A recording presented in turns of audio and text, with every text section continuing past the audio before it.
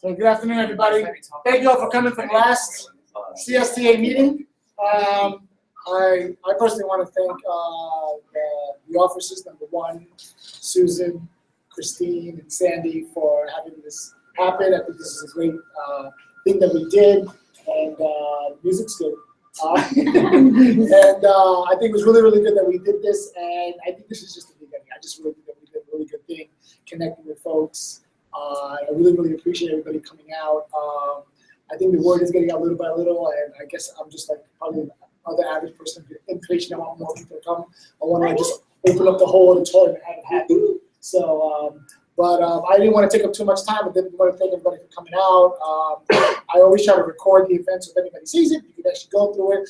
It does show up to be about an hour long, but you can just zoom right into where the actual stuff is going. But I have it done, and Jared just told me that, he could actually look at it and kind of do a self-reflective piece. Yeah. So without further ado, I want to introduce Jared Sutton. Jared is director of the CSI Technology Incubator project, which I'm excited about because I just love new things. And but Jared actually said he would love to come down here and show us a little bit of Arduino. I've never used it, even though that's my background on electronics, that I like to play with LEDs and stuff. So I just actually want to see this myself. But without further ado, Jared. Awesome. Thank you so much. Yeah, thank you guys for having me.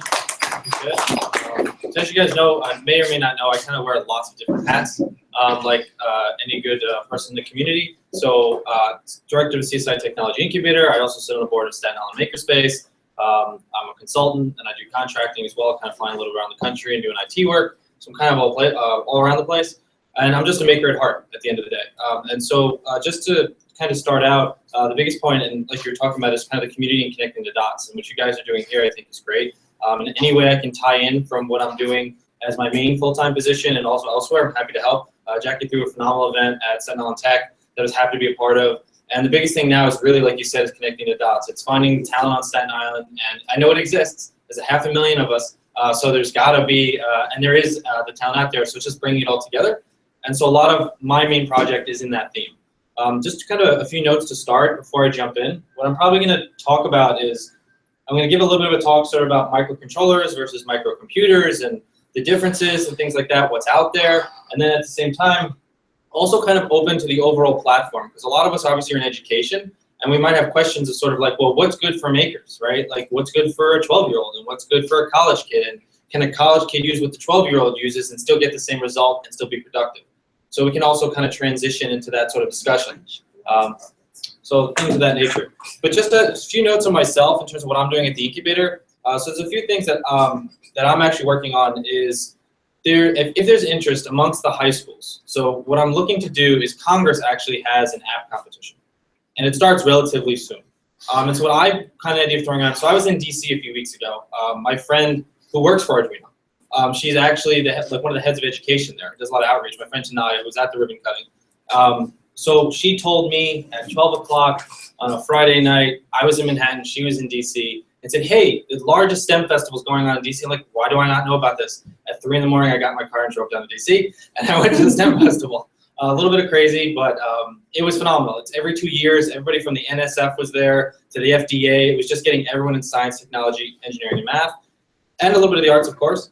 They all tie in. So they have this app competition, so I just want to mention and put it out there that there is one gentleman I'm talking to that's on Staten Island and actually does app development, and he's interested in leading it and spearheading it. We may do it at the incubator itself, and looking for high schoolers that are interested in doing these type of app creation contests. I believe it ends in November, and it's just a really cool thing to get kids out and involved.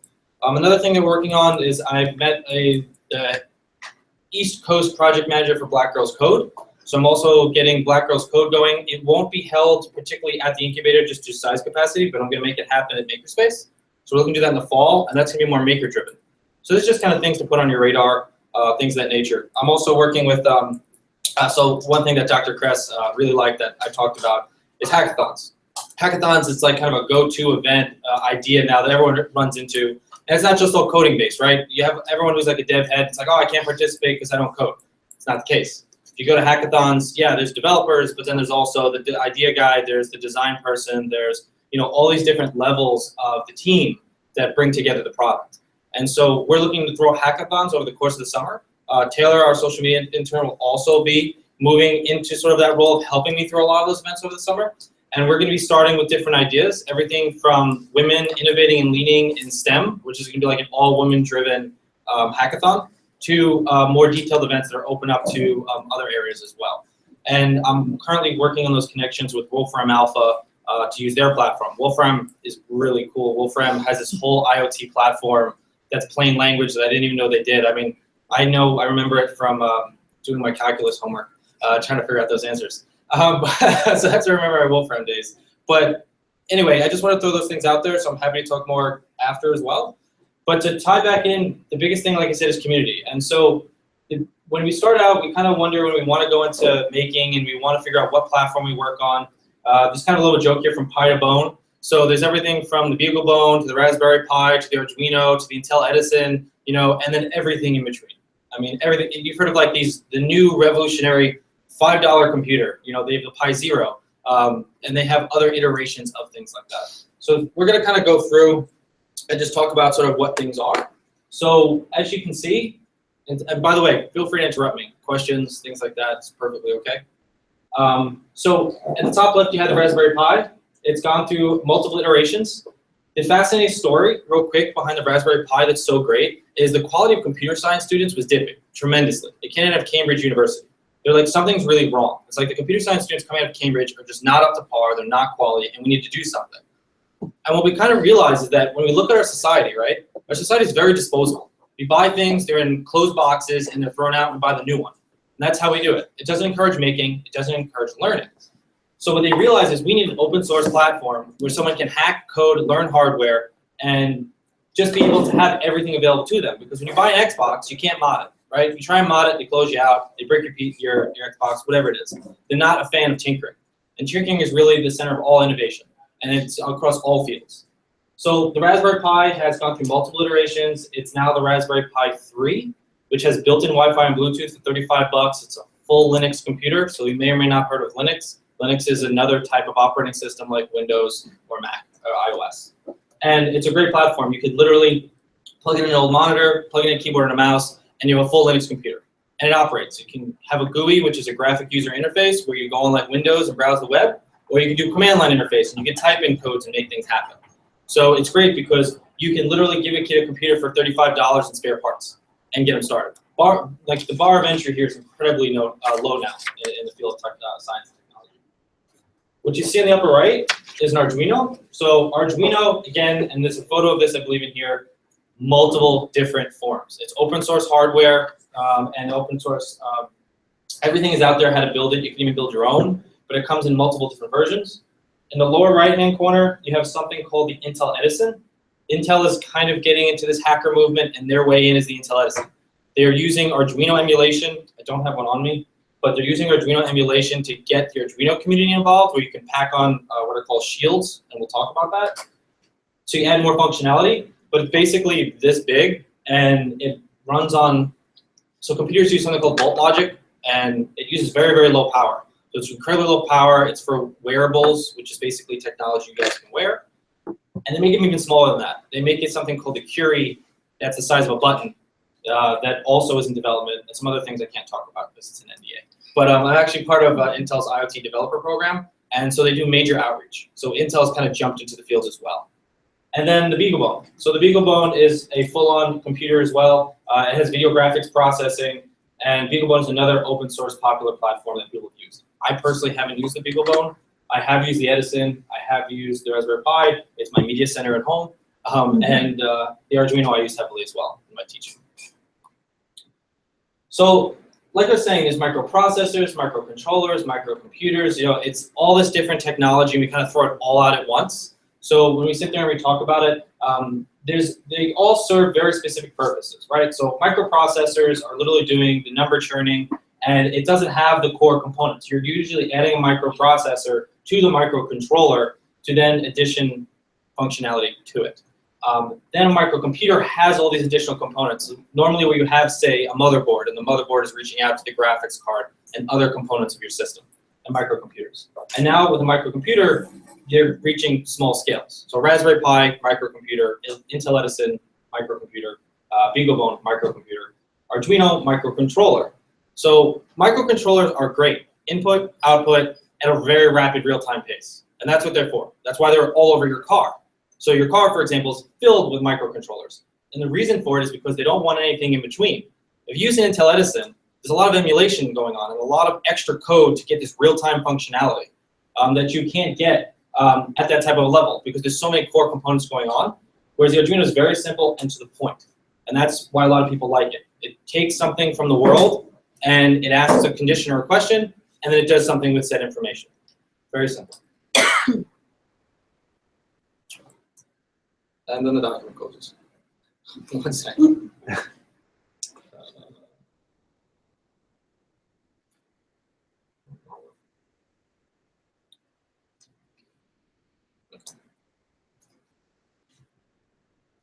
So what you guys might have heard me talk about was open hardware, open source. So you guys may or may not be familiar. There's closed source as well. So closed source, typically like Microsoft is known for a lot of their closed source efforts. However, Microsoft does have open source efforts. So open source basically means that you can take what's pre-existing, use it for your own, as long as you give back to the community. And there's iterations of it. But open hardware and open source are really, really important because it's the idea of furthering knowledge for the community. At the end of the day, if you produce something, you close it off, that's the end of it.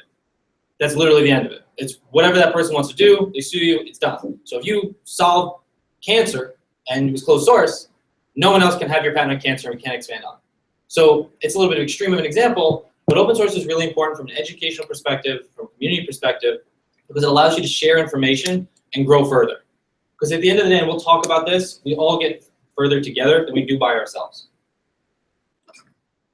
So literally spins right into the story.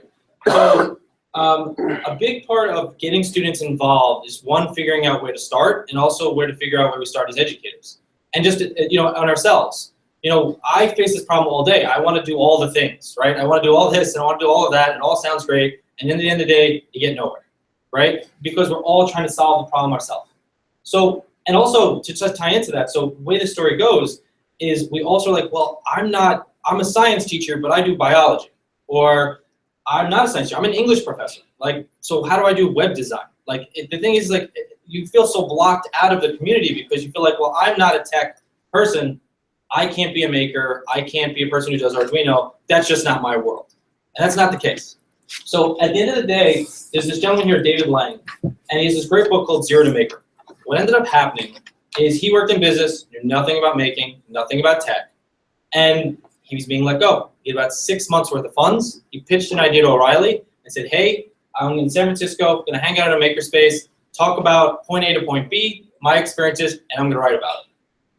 So it's interesting enough that he actually went to the makerspace, learned all different types of skill sets on different levels, the community. And there's this gentleman that used to talk about like looking for buried treasure, like in caves underwater, ROVs, things like that. And they were working on this project this whole time to build this underwater ROV. So it turns out as he built this skill set, he actually now is the owner of the world's largest open source ROV company. And he's a maker and he does tech and he started from business, knew absolutely nothing about it. So it's not in any way that, the biggest thing that I find is that when you ever talk science, technology, engineering, and math, it's like cordoned off.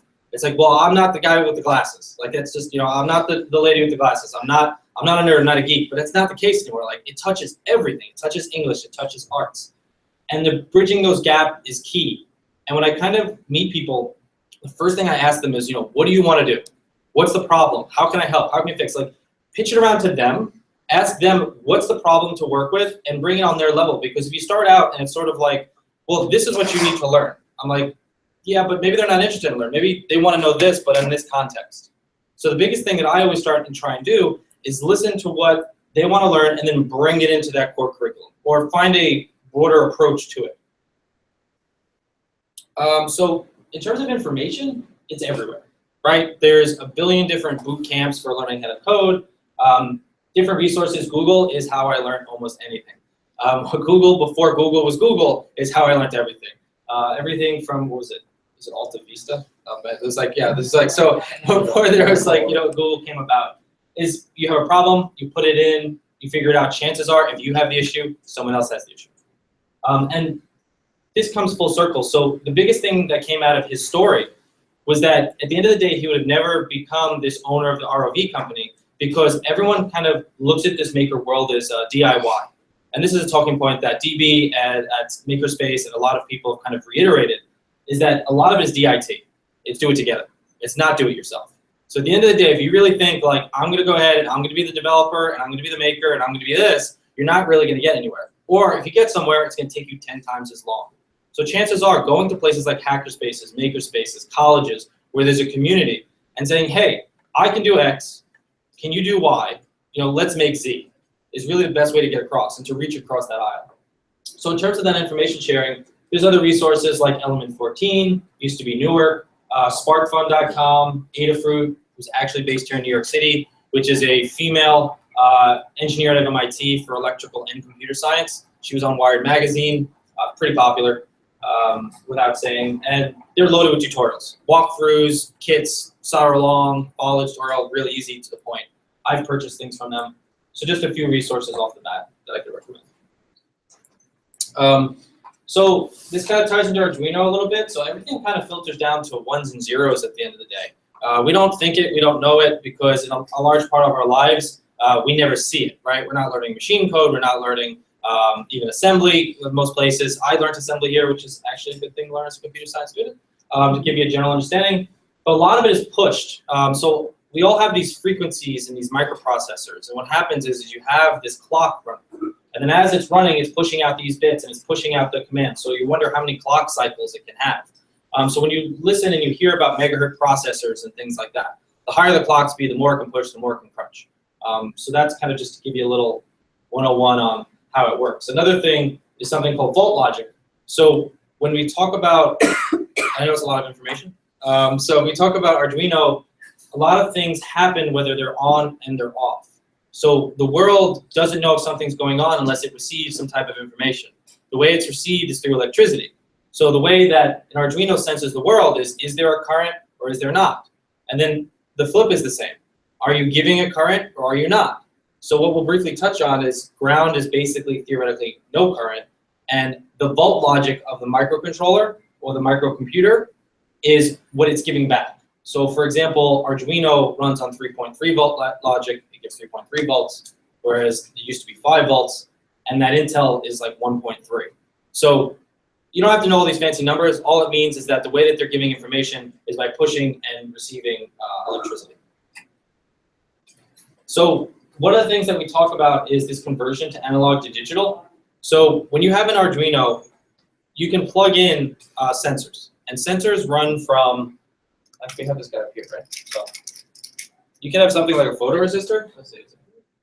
So, all right. So you can see this little squiggle. It's kind of like off on the side. Can everybody kind of see that? Mm-hmm. So yeah, so that's a photoresistor. Basically, as the light changes, the resistance changes. This is analog. There's nothing digital about this. There's no zeros and ones at the end of the day. So the way that it works is the Arduino ends up slicing up the signal. So as Nice segue, Jared. You planned that, right?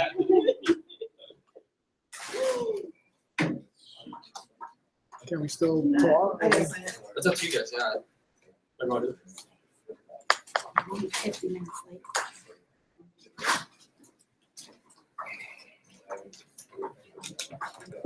They don't need to hear this part.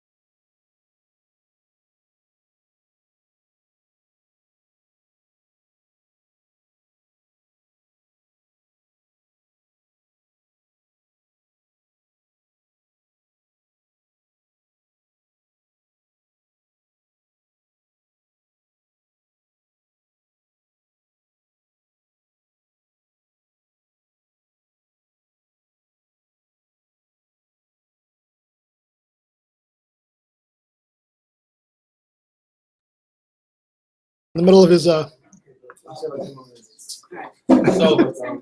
like where I kind of left off is basically like the biggest thing in the biggest problem that we have like in a digital world is the idea of how we get the analog to digital. And so we're just kind of briefly talking about is that things kind of take snapshots. It's basically what you're seeing. So if you were to play with an Arduino and you brought up something called the serial monitor, basically you can see, like you can take, I don't want to get too far ahead of myself, but like, so they have these things called variables, which is sort of a container for information. And what you can do is you can spit said value that it's taking into you can dump it into a variable and then output it. Say you can print it to the serial monitor. What a serial monitor is, all it is a little window and it dumps out whatever you told it to. So it dumps out the value. It's a randomized value, usually between 0 and 1024. Excuse me. And then what happens is you can see this resistance fluctuate. What's actually occurring is the microcontroller is taking rapid snapshots. And the faster it takes those snapshots, the higher resolution it is for the data it wants to record. And that's how you're bringing analog into digital. The same thing, I don't want to misspeak, but the same thing sort of in reverse. So if you're working with something called like servos, for example, there's on the board and you'll see the board has something called pulse width modulation, PWM. So if you use servos, which are very articulate motors, I don't know if I have one on me, because you can have a general motor that when you just put power to it, just spins, but you don't want that because if you're doing like robotics, for example, it has to be very precise. The problem is the servos are an analog component, a series of gears inside. They're not a digital component. So what it does is it's pulse width modulation, which does the reverse. It rapid pulses out to recreate the signal to an analog to make the servo function. So you can do in both ways back and forth to achieve the goal, to go from one to the other. So another thing too in electronics is, do you breadboard, do you solder? I always use breadboarding. So as you can kind of see here, this is a breadboard. Oh, sorry. So the breadboard that you have here, and so breadboarding is great. They're called solderless breadboards for a reason. Basically, they don't require soldering. The beauty of it is you can reproduce your circuit over and over and over again. So in terms of soldering, soldering is when you're complete with your project versus where breadboarding is experimental. And then they have other things like in terms of platforms, they have something called little bits, for example. Like little bits is hardware that snaps together, but you don't even need a breadboard. It's all self-contained. Literally, the circuit's built by snapping it together. If you're ever really interested in little bits, and I'm actually a chapter leader for them on Staten Island, I'm friends with people at the company, at a Christmas party. They also have a hardware kit, which is kind of neat. So you can break out the little bit system into a breadboard if you wanted to, and bring in higher end components. Does that work with the Arduino? So they have an Arduino at heart. So that's perfect segue. So yeah, they also have an Arduino at heart. So what's kind of nice is breadboards are great.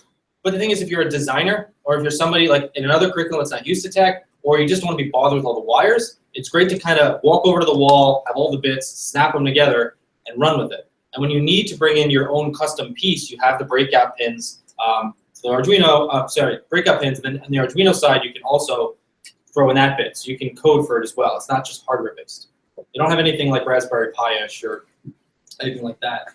And if I remember correctly too, if you also think of your own bit, they'll help you create it and then give you a percentage of the money too.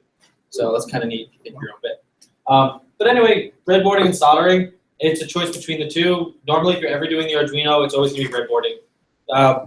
We might as well talk about what a breadboard is. So a breadboard, you'll notice there's things called rails that run down the side. So rails are basically, these are all connected top to bottom. For this lane, this rail is connected top to bottom. So the blue is on one side, the red is on another. The beauty of the system is that if you wanted to run from the Arduino, for example, power, right? You need to power your circuit. What if you need power in 7 spots? It doesn't have 7 power pins. So the beauty of it is you run power to one red component, you just push it into the one red square, and then the whole line is lit up in power, and then you bring it in whenever you need it. Same thing for ground, which is blue. Another word for power is VCC. You might come across those terms as well. And over here, you have 5 pins that are connected and isolated from the ones above and below it. So this whole thing is connected right here. These 5 are connected, and these 5 are connected, but they're independent. So basically, when you're making your component, you don't want to cause what's called a short. So a short is if you took a battery in your car and it connected positive to negative, the whole thing might explode. It's a bad idea. So it's the same idea with electronics. You don't want to connect positive and negative. This creates isolation in your circuit. So electricity likes to go from the path of least resistance. So therefore, if you were to plug in that same row your resistors, your LEDs, it's not going to go up and into your components. It's going to zip right across, and it's going to just connect one piece to the next. Arduino in many forms. So I wasn't kidding. This is the short of it. Like this. So basically, you can build your own. It's not cost effective anymore. You can get $5 Arduinos on eBay, Chinese clones. But you can build your own, which is an awesome, cool project. Or you can go ahead and you can get it in its various forms. It has everything from the Arduino Mega, which I have a 3D printer I built that uses the Arduino Mega. You have something called the LilyPad. So it's a solvable version of the Arduino. I'm actually working on a workshop now and working on there's a cool event coming up called Lumen, which is a huge arts festival in Staten Island. It's actually happening at what's called the Atlantic Salt Factory, which is an awesome venue. It's right in the water. And I'm going to do some type of solvable electronics, probably like as a vendor or something like that for fun. Side plug. So anyway, we're going to have classes and stuff too. But the coolest thing about the LilyPad is the Arduino, you can actually program your LEDs and bring them into your clothing. So it's all different formats. This is formatted for a more solvable format, and then lots of different tiny sizes, micro, minis. They have one called the Beam, which is like this big, and it's got Bluetooth built in. So you can literally pair it with an iPad, do all your code, and push it right over to the Beam. And you never have to breadboard anything, which is kind of really cool. So there's all different ways you can do this. Something called shields. So you might saw this kind of crazy stack, 1, 2, 3, of shields. So what's basically going on is when you have this Arduino, right, that you have here, it has all these pins on the side, and you want to add functionality. So you can add functionality by jumping over to a breadboard, but you also at the same time can jump over to, you can add a shield. So this is this guy here. So if you do robotics, is a motor shield. So the motor shield will have a lot more additional pulse width modulation as well as other components to increase power so you can drive more servos and more motors. So you have a motor shield. Something that I think is really cool, especially from bioscience, things like that. I also have a biology background, it's particularly ecology more than biology. I love wildlife and nature. Biggest thing now is data collection, right? Everybody's doing data analytics. It's the big word even though it's been around forever, right? So GSM shield. So GSM is your T-Mobile SIM card, right? Or your Sprint to CDMA. So T-Mobile or AT&T is GSM. You can use the antenna and you can pop in a SIM card into the bottom of this guy. And then you can take this Arduino, go chuck it in the woods with the battery and collect data all day long. And it just pushes all over the network. I had a thesis project originally, I didn't get to finish environmental science, but where it might be made at this point. But basically, we tend to collect data from animals and we use GPS satellites. And it's very expensive because only a few people own these satellites. What if, like for example, the deer problem on Staten Island, we need to track collars on deer, but we have cell phone networks everywhere. It's a lot low cost. You can just literally do this, throw in a collar, and you can literally on Google Maps watch the deer walk around and see exactly where they are and map them. So you can do things like this, and you can do it for a fraction of the cost. If you go to Carolina, you go to these big companies, you're going to be paying $1,500, $2,000 for a component, where you can take an Arduino for $5 off eBay and GSM shield for $30, and you can kind of make this happen. So again, all different types of ideas and things you can do. There's also, this is actually the hardest soldering project that I've ever done. So if you can see it, I'll do it in an angle. So this is a 3D cube. Let's get power in. More fun. So I've seen these things called 3D cubes before on massive scales. You've seen like 100 LEDs kind of all put together. And they do these like displays, right? Because the whole reason a TV works, for example, is right lower resolution from back in the day to higher resolution is more pixels, more resolution. I want to understand the math behind it. So I just bought one and built it. So the coolest thing, I don't know if it lights up yet, but you can kind of see, you can program these cubes to do whatever you want. You can basically have the LEDs do Ferris wheels. They can go around. This is sort of like demo mode. It's doing rainfall. And it allows you to build 3D matrices for LED output. And this is a shield that sits on top for a display piece. So it's not always, say, for Ethernet, if you're adding internet, or for adding GSM, or adding motors. It could also be the LED outputs. So this is just a neat little project. This is all point-to-point soldering, by the way. It's not, there's no PCB board. Basically, when these components came, it was an LED by itself, and I needed to make the matrices and then build up and then attach all of it and then build the layers and then solder it all together. Very intricate but a fun project. And they were dirt cheap. It was when Radio Shack went out of business, I had a lot of fun. I cleared a lot of them out. So anyway, stackable functionality. You could add Wi-Fi and all different types of abilities. That's another reason that Arduino is so great. And the reason so many people say Arduino, like you may in your quest to find the best platform, like everyone talks about Arduino. Why? It's the knowledge base. At the end of the day, why does Microsoft still matter in this world? Everyone's like about Apple. Well, Microsoft still kind of owns 90%, 80% of the market. Like, why does someone write a virus for Microsoft? They're all, it's all Microsoft because it's 80% of the market. Would you write a virus for 10%? Would you write a virus for 90%?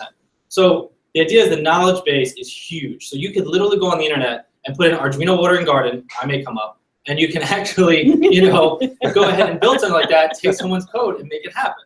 And that's why people do Arduino. Let's give you an idea.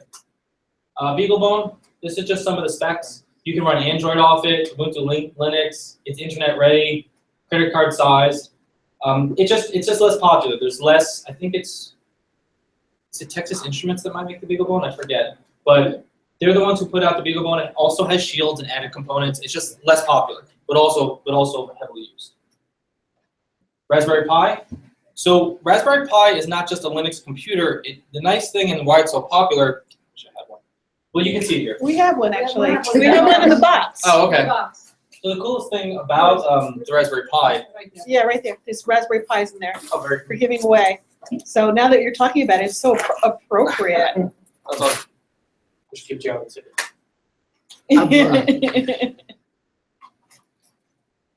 Oh, it's hard. Oh, what happened to the tickets? The bag, I think. I have more. Yeah, they're not put together yet. They're not working. Oh, that's okay. That's like out of the box Oh Raspberry yeah, Pi. no, we just throw it on the table here. Oh, there's also a good link. I might just if you guys let me know. So I'll talk a bit about Maker Faire, but I made a contact at Google, and there's this link that I did for Makerspace. A lot of times you have like smocks and goggles and gloves, and they're just you need them in high abundance. There's a link where they'll just dump it on you. Like they'll dump you like tons of Google's swag for that type of stuff. So if you guys want it, let me know. I'll send that one. Oh, this is perfect. I can get this one. Yeah, thank you. But so the Raspberry Pi, which you can kind of see. So I think this is there was A, there's B, B plus, and 3. So I think this is B. So it has 2 USB ports here, Ethernet jack, HDMI output, composite, not component, right? Composite. And then it has a headphone jack. So what it also has, which is really neat, you kind of see the little points. So these things here are called headers. Kind of hard to see. But basically, there are sharp pins here, and they're male headers rather than female headers, which you can put a pin into. And they're called GPIO pins, general purpose input output. So it allows you to build robotics out of a fully functioning Linux computer, where normally if you opened up your regular PC, you're not going to find pins that you can plug into. So the Raspberry Pi gives you that ability. So you can build a drone out of it. You can build, whatever you guys want. It's also really fast. I mean, so at home, I have the Raspberry Pi set up as my media center. So it also fully functions where it aggregates all my media, my data, and streams whatever I want across my house whenever I want it. Someone actually, who's a web designer, took it, mounted it in a mirror, and used voice recognition. So he just talks to his mirror and it wakes up behind it, and it's all powered by Raspberry Pi. So all sorts of neat stuff. And I'll take it one step further. So you may or may not heard of Amazon's Alexa. It's called the Echo, right? You can talk to it in your house. I bought the Amazon Tap for the Incubator. You push a button, you talk it, say I want pizza, it orders you pizza, right? You say I want to play music, you play music. That platform is open source. Their code that makes it what it is, you can literally take it and put it on a Raspberry Pi and make your own. So if you Google like Raspberry Pi Alexa, you can make your own version of it, where it's always listening and everything like that. So this is why it's really important to keep things open source. So the Edison, another great little product, like I said, built-in wireless connectivity, Bluetooth, incredibly small form factor. It's really pushed towards wearables. Wearables is a big, huge, explosive market right now, everything from military to fashion. Google has a whole division based on fabrics now, ironically enough, that you can, depending on how you're touching, like your jeans, for example, it does different things to your electronics. It's really, really interesting. I'm forgetting the term for it, the division. But Intel Edison is a great platform, but it's a full functioning computer. And the fascinating thing about Intel Edison and hardware as a whole is if you go back like 10 years, I remember when JavaScript was sort of a joke. Like people are like, ah, you do JavaScript, haha, that's cute. And now it's like JavaScript is almost everything. Like people doing Node.js, and they're using Node.js, which is more of a back-end language, to program hardware. So like it's fascinating where the bridges have been, been built at the end of the day. So it's really cool because also at the same time that all this hardware comes online, all the coding is becoming really available. They have everything like Golang, and so Google's Go has its own language. And so there's lots of different avenues that you can go and still arrive at the same point. I believe a real popular language for Raspberry Pi is Python. And Python is also, you can Google learn Python the hard way. That's a great, really popular resource back in the day. Not even back in the day, to learn Python. And Python's a flagship of codecademy.com and also Udacity, I think, yeah. So, and other code learning websites. So wearables, like I was mentioning, basically all it is electronics as you know it in a solvable format. There's nothing tricky about it. It's basically each little pin is your digital pin on your Arduino, and that's what you're looking at. So a popular workshop that I do is sometimes you can take this little battery holder and you can take little solvable LEDs and use what's called conductive thread. So instead of wires, right, so as we know, right, we always have these wires. There's a thread that's conductive. So when you have your gloves, right, and you put the gloves in winter and you can touch your phone, what's actually happening is it's conductive material that transfers what's called capacitance, the capacitance between your finger and your phone, through the conductive material. So they make it in sheets, and they also make it in thread. And so you can make your own wearable electronics. Wearable ideas, everything from turn left, turn right. Project ideas. These are all powered by Arduino's microcontrollers and everything like that. So you can do everything from an eggbot, 3D printer, barbot. So you guys can literally build your own your bar station if you want, your own bartender as well, and all sorts of good stuff. And so this kind of is last but not least on this slide, and we can go into hardware if needed. I don't know what your guys' time is, but at the very end of the day, if there's one takeaway out of all of this, for students, for teachers, I don't care who you are. It doesn't matter on what level, English professor, go to Maker Faire. Maker Faire in New York is the second largest in the country. I've been to the one in San Francisco, it's also equally as impressive.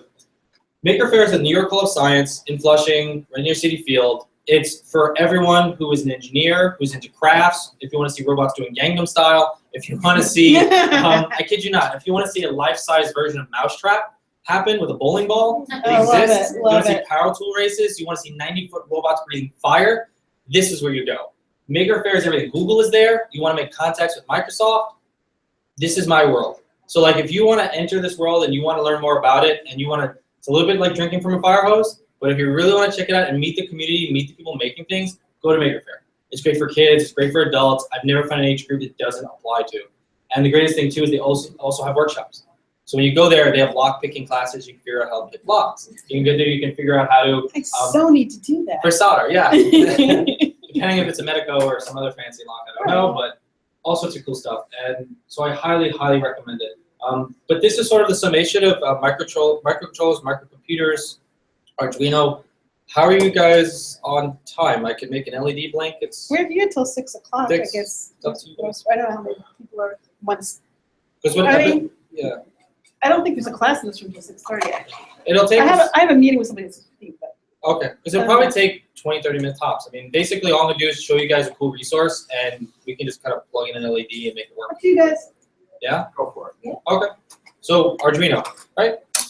So we have our Arduino that's here. Now, real quick overview. Arduino has, Arduino has different pins, G and If you D. point on the Arduino itself, but on the thing, it'll pick up your finger. I'm sorry? If you point on the, Oh, yeah, like that. everything's like kind of flipped in reverse in my head. So Never mind, it's okay. Yeah, I I was don't gonna want to say. do it. it's a skill set I might not have. So there's so which I'll point it out if you can't see it, but there's ground, so G and D. I'll try not to touch the screen too. So G and D, which is ground, 5 volts. You have this analog portion. Analog is where you plug in those like resistor, photoresistor type circuits that are not digital. And you have your digital pins. The last thing to note is you have this little squiggle. It's a tilde, a little squiggle. That's pulse width modulation. That's basically the synopsis of your Arduino. Female header pins, plug them in as needed, and you go. So, with that said, there's an Arduino SDK, or IDE. So the Arduino is free, it's online. Go to arduino.cc, you can download it. the greatest thing about all of this is when you open up, right, there is examples on a huge level. So there's already code there for you. If you want to make LEDs blink, let's see, the basics. That's not what I want. So file, examples, basics. So you make an LED blink. It brings up basic code. It's relatively straightforward. And Jared, So- if you can highlight and make it bigger, I think Yeah. it'll be better for everybody. So what I'll do, yeah.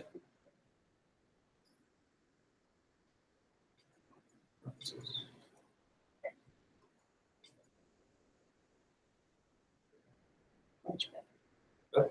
Perfect. Cool. So basically, it's really simple lines of code. And if you do anything for yourself, and in general, when you're looking online, the best code will be commented. If they haven't, as a student, drilled that into your head, they should. So commenting is great. If you're ever looking for code, find comments, because whether you make changes or whether you want to learn new items, new things like that, what's going on, commenting is really important. Arduino is sort of a C++ environment of their own creation. Arduino, and basically, just to see what's going on here, is you're setting up, you're going ahead and setting your pin mode. So 13 is going to be output, so you're outputting on pin 13. And then you have what's called your loop. Your loop is basically the code that you want to repeat over and over again. So if you were to put a battery on this and remove it from the situation, it would just keep running the code. You can reset it. Basically, you're writing to a digital pin, so turn it on high, which means turn it on. You're delaying it a second. 1,000 milliseconds is a second. And you're turning it off, delaying it a second, and repeat it. That's all you're doing. So what you'll notice is that it's literally saying that 13 is your pin, and what we're going to do on here, okay, so what I have is I have an LED, which you guys see, no? So I have an LED right here. LED has its long and its short. Long is positive, short is negative. Good rule of thumb is any LED has a resistor on the negative, what's called the lead, so a negative lead. You theoretically could pump 3 volts through this and it would work just fine, but in good practice, because good practice, you have a resistor there. So what I'm doing real quick is basically I'm bringing in pin 13.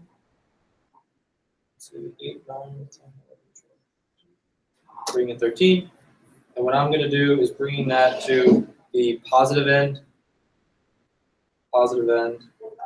to my LED, and then the negative side, I'm running a resistor. This is 560 ohms. So the thing that, when I say ohms, resistors have a value that is calculated in ohms.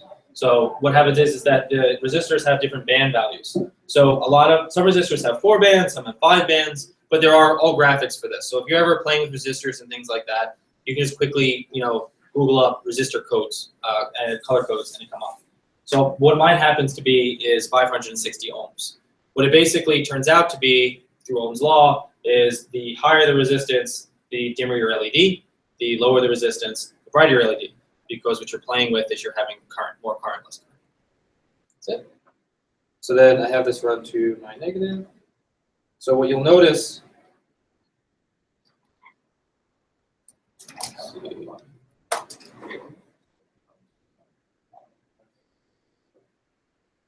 so I'm running this to ground, and then I need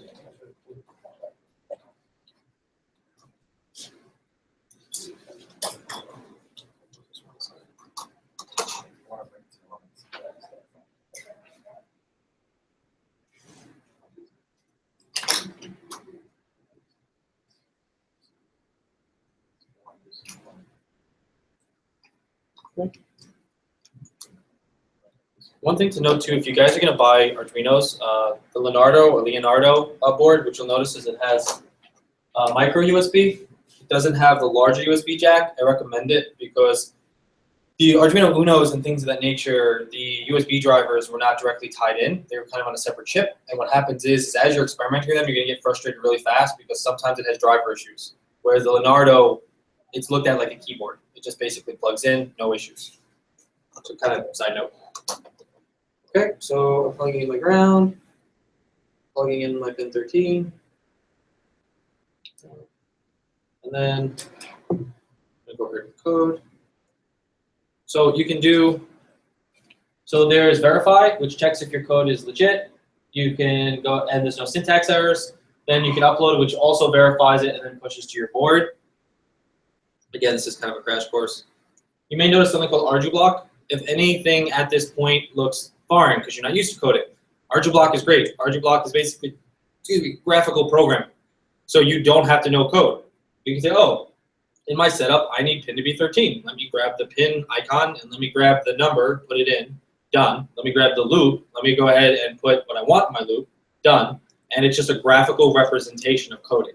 So it's a great starting point. I'm actually teaching one of these classes at Makerspace the 26th of May. So if you want to start people off on a way of graphically programming, ArduBlock is a great way to do it. Also open source and free. So what I'm doing is I'm just verifying that my Arduino is connected. So I'm going to my tools, my COM port, make sure the board is right. It's not in Edison. It's in Uno. So as you can see, this very, very long list that's in front of me, lots and lots of different versions. Let me see if we can get it to work. Push upload.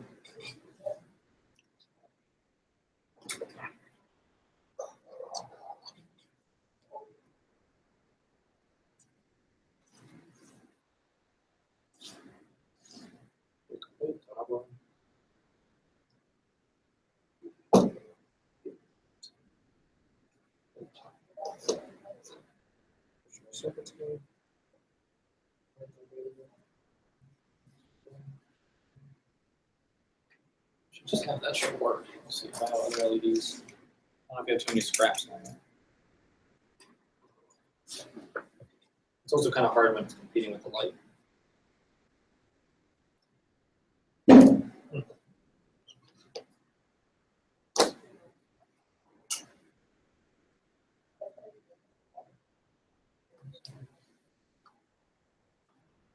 Try one other thing. So another resource while we're talking. Oh, I pushed the wrong code. So another resource while we're talking, if you're looking to build a curriculum without actually having to put too much of the legwork in, there's something called Umlaut. Umlaut is what I used to teach a lot of my courses. What's really cool is it tells you what you're doing, what your circuit holds, what the circuit is, the breadboard layouts themselves, videos, code examples, like you name it, it exists.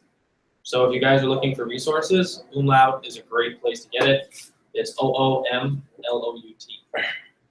Jared, could you pop out an email of all these links that you've been talking about? So, Oh, okay. Yeah, without a doubt. We'll put out to the community. Yeah, absolutely. Sorry, so what I'm going to do is I'm just going to basically take the code that they have. Can't really go into obviously too much detail.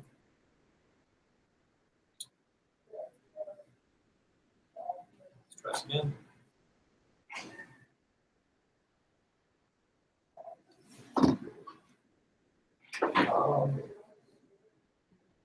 My LEDs don't like me.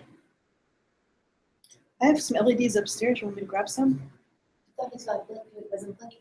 Yeah, well, see, the funny thing is, okay, so it does work, and the reason it does work, I'll show you why it works. You see this blinking? This LED is tied to pin 13. So I'm just thinking I have just two junk LEDs in my actual Arduino, but that's basically it. I mean, you don't have to go nuts, I appreciate it. But yeah, so basically this pin here is tied to pin 13, and so if you blink 13, it blinks this. Because normally this pin doesn't blink. It's not designed to blink. But that's pretty much it. I mean, you can grab code, throw an Arduino, make it work in seconds. It's that simple. At the end of the day, you can do ArduBlock if you want to do drag and drop. But those other resources are great too, and I'll shoot an email to Dr. Emmerman so she can kind of filter out. I have a stack of cards that are sitting here too, so you can reach out to me. And if I can make any connections in any way, Makerspace or anywhere else, please let me know. But other than that, that's everything. Thank you guys. Thanks. Yeah. That's